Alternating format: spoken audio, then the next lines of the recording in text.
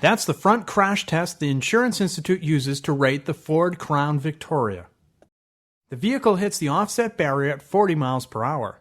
This is actually the Lincoln Town Car, but its crash test results also apply to the Crown Victoria as well as the Mercury Grand Marquis.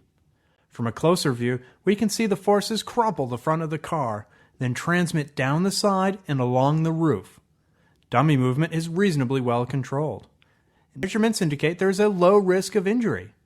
The Crown Victoria earns a good rating in the frontal offset test.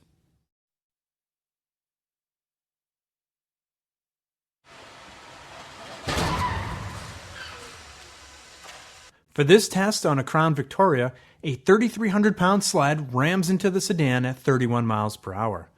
Tested without optional side airbags, measurements indicate serious driver injuries would be likely. Rear passengers fare better despite head contact. Overall, the Ford Crown Victoria earns a poor rating in this side impact test.